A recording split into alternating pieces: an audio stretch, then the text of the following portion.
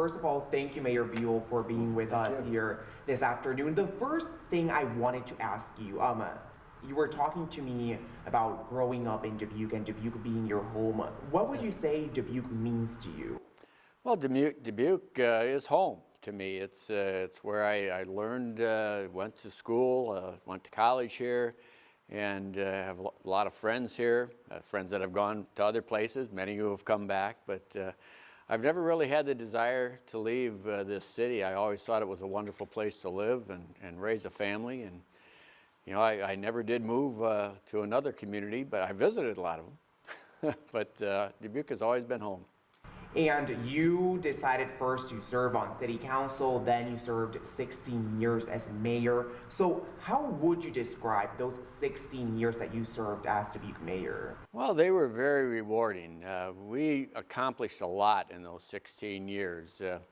You know, I ran on the kind of the tagline that the next 5 years would define the next 50 years for Dubuque. And it's come to be true. I mean, the first 5 years as mayor, we set a lot of things in motion as a council and with our community partners. And today, you know, the city of Dubuque is a community of choice, one that is built on sustainability and equity and inclusion. And we have a thriving arts community with a lot of things going on that people like to do. So I'm very proud of what the council and our partners have been able to accomplish in those 16 years that I was leading the city as mayor. And that's a great segue to the next question I wanted to ask you. You talked about setting a lot of things in motion. So in those 16 years, what are you most proud of? What would you say are maybe some of the biggest accomplishments you and your team were able to achieve in that time? Oh gosh, there were so many things. A lot of city facilities, you know, were built new. The B Branch project was a $220 million project to address flooding issues in you know, one of the less fortunate areas of our community, an older part of our community where a lot of people on low and moderate income people live, and they were constantly being flooded. And we as a community and with a lot of help from state and federal funding created a project that today is recognized nationally, and I've spoken about it internationally, as a real way of controlling flooding within cities that becomes an amenity to the community. And this is really today a linear park with a lot of amenities around it, and those people's basins had not been flooded since we got the initial part of the project completed. Just a couple of months ago, we had a ribbon cutting for the last big phase of the project, which was putting the pipes underneath the railroad to get the water out of the B Branch drainage basin. And that project raised the flood rating from a 75-year flood rating to a 500-year flood protection rating for the B Branch project. So I'm very pleased with that project and where that has taken the city. Southwest Arterial was another big project that from the time I was on council, and even before that, they'd been talking about a way to move traffic around the city, and the Southwest Arterial was completed. We had that ribbon cutting, well, virtual ribbon cutting during the pandemic, and so today it's opened a lot of new area for the city to grow. It's helping to move traffic, get it out of our central corridor, east-west corridors, and you know, those are two of the major projects. But as I said, a lot of the city infrastructure, we have a new operations maintenance facility, for instance, a new water and resource recovery center, which is really a sustainable facility as well. And there's just so many projects around the city, things we've improved on, our parks and leisure services areas, and our millwork district. I mean, that was a project that really began in 2009 when the President Obama at the time, had 3 people that were going to 3 different cities on sustainability, a sustainability tour, if you will. And they stopped in the millwork district, which at that time had dirt streets, wooden pipes and things under it. And we told them about our vision for that. And it was amazing the way that has transformed that area since we got one of the first Tiger grants for the streets and the sewer systems and stuff. And so it's just a lot of projects like that. Too many to mention at this time, but yeah, we've been very successful, and it's because of the people, planning, and partnerships, the 3 Ps as we call them. And we found that the more partnerships you have and the more you keep those partners involved and get their input, the better you are as a community. You'll have a finished project or product, if you will, that everyone in the community can enjoy and benefit from. And on the other hand, 16 years, a long, long time.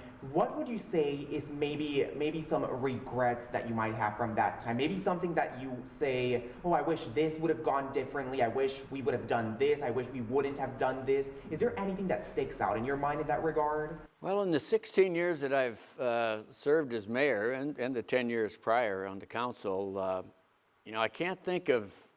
I can think of one thing that I was really disappointed didn't happen, and that was when the city was approached when I was still on the council, towards the end of my term on the council, to move a minor league ball team to Dubuque. And it went to a referendum and didn't pass. But that, Dubuque has always been a baseball city. I grew up with the Dubuque Packers, and the neighbor gentleman to my grandparents, he used to take my brother and I to games. I actually saw Sandy Koufax pitch against Warren Spahn in Milwaukee. I mean, how many people can say that? But I always thought baseball would have been a big plus for the city of Dubuque, and that was an opportunity lost, and we tried many times since, to get baseball in the Port of Dubuque. We still had the space there where the original Packer Stadium was, but other than that, I think we've at least tried to improve on most everything that I've held as a priority. Getting everyone the opportunity to improve their lives and make it a community that's safe and that has a lot of things for people to do. And our arts and cultural community has done a lot in that regard. They've had for the past number of years a $48 to $50 million impact on the city, and it wasn't that way, when I got on the council. So. And Mayor Buol, what do you hope, now that you're closing your time as mayor, what do you hope your legacy as mayor of Dubuque is? Well, I really hope that people, when they look back at history, they'll see the time that I've served as mayor as one that was very progressive in the city, where a lot of issues that had been, put on the back burner, for instance, like investing in our resources and our facilities, in people, and becoming an equitable city. I think a lot of that has happened over the last 16 years, where anyone that comes here will give them opportunities to improve their lives and become a functioning, vibrant part of the community. So I think it's, for me, it was all about why I ran for council in the first place. The city had given so much to me, and I hope that the councils over those last 16 years that I served as mayor have given a lot of things to future generations that they'll be able to enjoy. And let's talk about the transition to the newly elected mayor. I know we've talked to Mayor-elect Kavanaugh a couple of times, and he had told us that he was really looking forward to spending time with you, kind of like shadowing you, learning a little bit about the job. So talk to us about how that transition has been, and what advice have you given Mayor-elect Kavanaugh? Well, it's been a good transition, and I told him, even when I'm out of office, I'm always available to ask questions. I'm not going to approach him and say, you should be doing this or that. He's going to do his own thing, but he's a good man. He definitely has gotten involved in the 2 years that he's been on the council, in the Iowa League of Cities and the National League of Cities. And I've encouraged him to get involved in the U.S. Conference of Mayors, which is a wonderful organization that really, has a lot of say in Washington, D.C. With our senators and congressmen, because it's a national organization of cities over 30,000 in population that really has a lot of influence on, what happens as far as issues that are important to cities. So I know he'll stay involved in that. I've helped him, tried to help him, get into the flow of how meetings work. I just met with him before the last meeting, went over the agendas and how I keep track of things on the agendas. But you know, there'll be a lot of things that he'll learn on his own and do his own thing with. But I have every belief that Mr. Kavanaugh is going to be an excellent mayor, and you know, he's a father. His wife is in a professional position, and you know, I just think he's going to be a wonderful mayor, and I'm going to help him in any way that I can that he approaches me about. I'm not going to offer information that you know, sometimes you can give people the bad advice for what they're trying to do just based on how you handle things. And you are coming now to your final days as mayor of Dubuque. You served, we've talked about it, for 16 years. How does it feel when you think that you just have a couple more days left? Is it surreal? Does it feel bittersweet? Are you looking forward to what's next? Talk to me about that. Well, it's going to be bittersweet.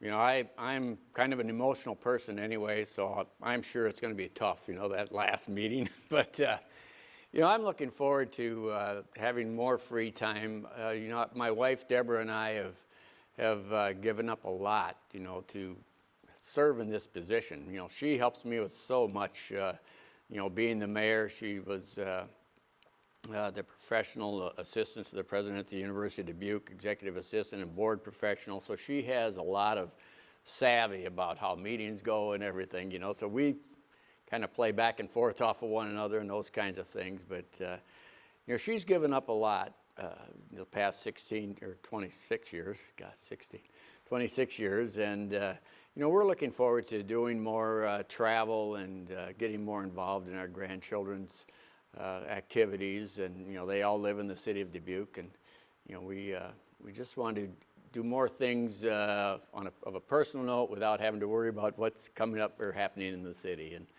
you know, I'm looking forward to that, but it will be bittersweet.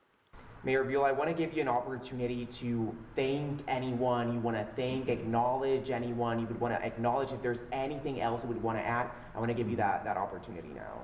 Well, one of the things, you know, that I always tell people when they talk about the city government, you know, the city manager and city staff are usually in the periphery. But the city manager in the city of Dubuque is the top city manager, voted by his own peers, not only nationally but internationally. And he has developed a staff of true professionals that have hired true professionals in their other jobs in the city of Dubuque. And that has been huge in the success of this city. And I can't thank Mike Van Milligan enough for the job he's done. I want to thank him, all of his staff, management staff, and all of the employees of the city of Dubuque for their tireless work to provide services to our community. And, you know, I'll certainly be around if people have questions and want to approach me with that. I'm sure that, you know, other organizations will be asking me if I want to participate in different things. But I'm going to take a little bit of a break, and I'm sure I'll stay involved in the city. But certainly, you know, the entire community has been just totally supportive.